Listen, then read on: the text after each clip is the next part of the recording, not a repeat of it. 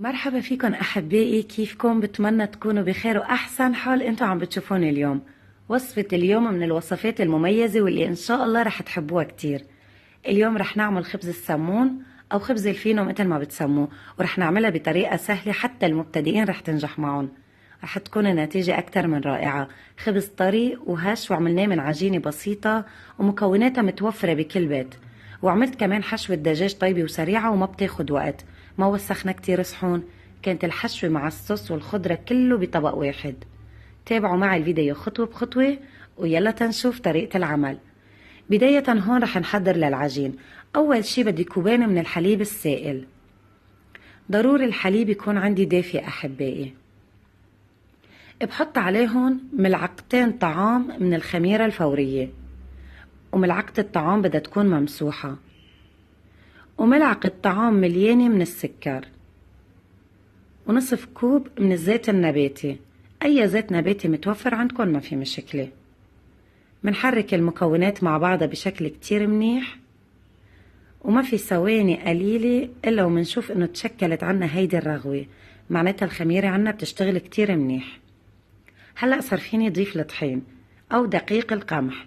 بدي 5 أكواب منخولين من الطحين. الكوب يلي أنا استخدمته بسعة 300 مل. استخدموا أي كوب متوفر عندكم بالمطبخ، المهم كل المكونات تنقاس بنفس الكوب.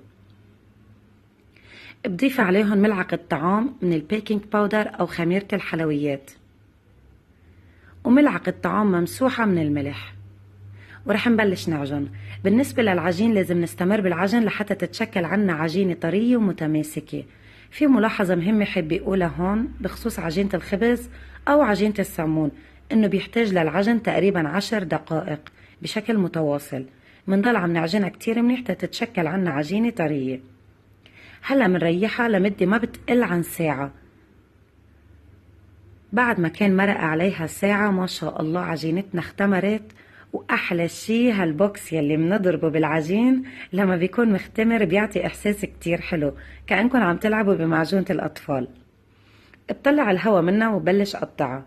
بالنسبة للتقطيع هون طبعا انا بدي الحجم يكون عندي وسط، فقطعتهم ل9 قطع. هلا اذا بدكم القطع يكون معكم صغار ممكن تقطعوه لعند ال12 قطعة، ويلي عنده ميزان بالمطبخ فيكم تزينوا عليه كل قطعة من العجين قبل التشكيل، وهيك بتطلع عندكم القطعة كلها متساوية. هلا هون باخد كل قطعة عجين وبعملها على شكل كرة، يعني حقيقة عجينة هشة، واخد الهشاشة من الحليب ومن نوعين الخميرة يلي استخدمناه، البيكنج باودر والخميرة الفورية. منبلش نشكل فيها. طريقة التشكيل جدا بسيطة. مناخد كل قطعة ومنفردها على شكل دائري أو على شكل رغيف الخبز، بس ضروري ما نرقها كتير، يعني سماكة العجين بدها تكون عنا وسط. تفرجيكن السماكة هيك كتير منيح. هلأ ببلش لفها وكأني عم لف ساندويش، بس بكل لفة بدي كبس بروس أصابيعي مثل ما واضح قدامكم بالفيديو. هالخطوة جدا مهمة تيعطينا نتيجة أفضل من بعد الخبز. وبدي سكر الأطراف كتير منيح، بدي أتأكد أنهم تسكروا تما يفتح معي السمون خلال الخبز. وبالنسبة للجوانب فيكن تسكروا فيكن لا. أنا بحب سكره، بحس أنه بيعطي شكل أحلى بعد الخبز. هلأ هيك صارت عنا جاهزة، ورح أعملهم كلهم بنفس الطريقة. هون حابة أقول ملاحظة جدا مهمة، إنه العجين أنتو عم تعجنوه ما تشدوا عليه كتير بالطحين، وبدنا ناخد كمان بعين الاعتبار إنه طحين عن طحين بيفرق، فبتحطوا الطحين شوي شوي إلى أن تتشكل عندكم عجينة. ولازم العجينة تكون لاصقة شوي. أكيد فيكم تستعملوا العجينة ليلي متوفرة عنده، يعني الهاند ميكسر، بس أنا دايما بعطي الحلول للناس يلي ما بيمتلكوا هيدي الأجهزة بمطبخهم. وبالنسبة للحليب إذا مش متوفر عندكم الحليب السائل أكيد فيكم تستبدلوه بحليب البودرة. بتحطوا لكل كوب من المي الدافية ملعقتين طعام من الحليب البودرة. والعجينة لازم ترتاح أقل شي ساعة، بس مش أكتر من ساعة ونص، لأن رح ترجع تهبط ويتغير معكم القوام بعد الخبز. فحبيت أذكر هالكم ملاحظة، صحيح إني بسيطين بس كتير بيأثروا على القوام من بعد الخبز. وهون انتقلنا على الغاز. انا حاطه هون عندي بالطنجره مي وتركتها تغلي، وبعد ما بلش يغلي رح نزل فيها العجين وحده وحده. طبعا ما بحط كل الكمية العجين دفعه وحده حتى اترك كل قطعه تاخد راحتها وتستوي على مهلها. حبي احكي هون شغله بخصوص الناس يلي ما بتعرف هيدي الطريقه. هي الطريقه قديمه جدا، كانوا يستخدموها من زمان في استواء العجين بكتير من الدول، لأن بتعطي نتيجة للخبز بيطلع مثل خبز الباجيت الفرنسي. صراحة هالخبز في كتير ناس بتحبه وفي ناس ما بترغب له، يعني بيحبوا خبز السمون العربي أكتر. فالناس يلي بيحبوا قوام الخبز يطلع مثل الباجيت هالطريقة رح تعجبكم كتير. ومثل ما ذكرت، الناس اللي ما بيحبوا فيكم تستغنوا عن هالمرحلة وتدخلوا الخبز مباشرة على الفرن، بس ضروري تدهنوا العجين بعد ما ترصوه بصينية الخبز بالماء البارد أو بخلطة التلميع اللي هي صفار البيض والخل.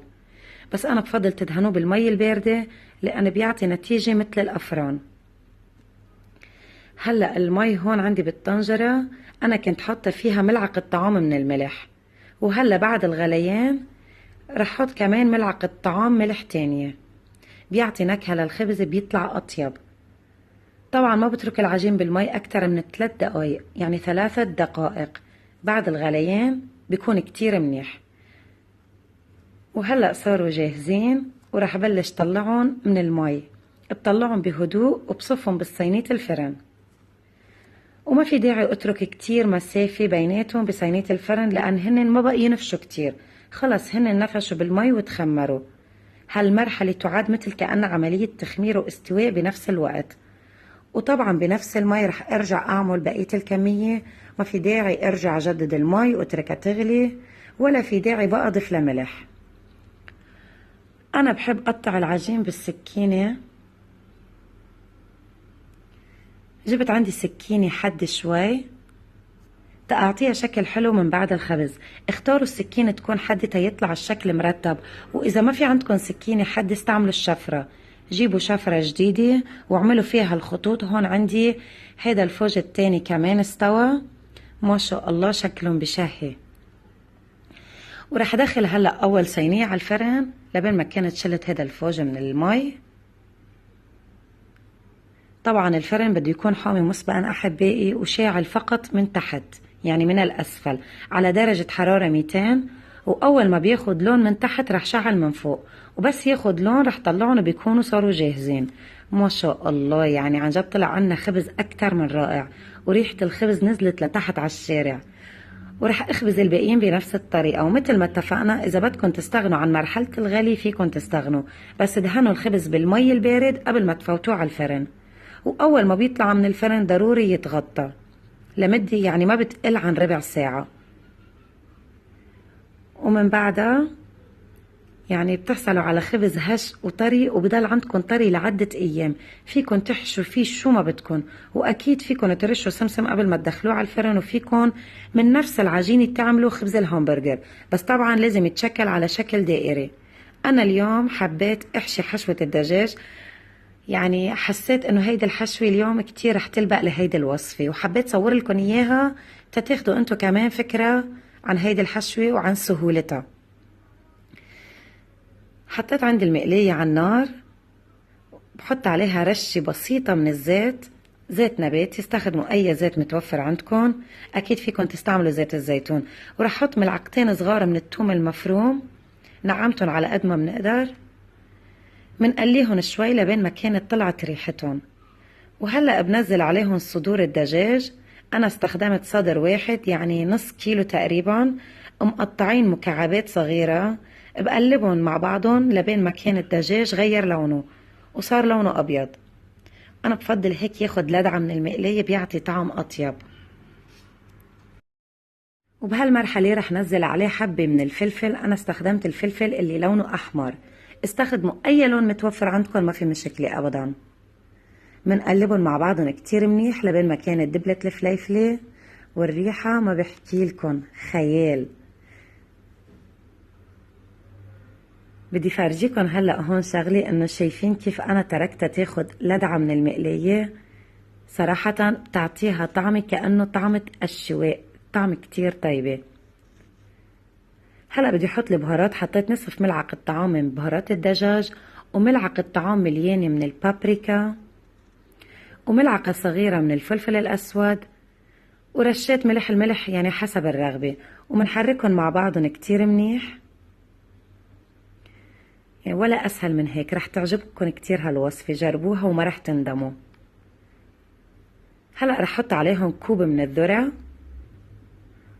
ومنقلبهم كمان، بتركها تقريبا دقيقتين على النار وبطفي تحتها، ولا أسهل من هيك. وهيك صارت عنا جاهزة. بترك عليها لتفتر شوي صغيرة وبلش ضيف عليها بقية المكونات بنفس المقلاية. رح ضيف عليها هلأ 4 ملاعق طعام من المايونيز، وملعقتين طعام من الكاتشب، وملعقة طعام من الخردل أو الموتارد أو المستردة مثل ما بتسموها، وملعقة صغيرة من صلصة الشواء المدخن أو صلصة الباربيكيو، ونصف كوب من المخلل أنا قطعتهم صغير،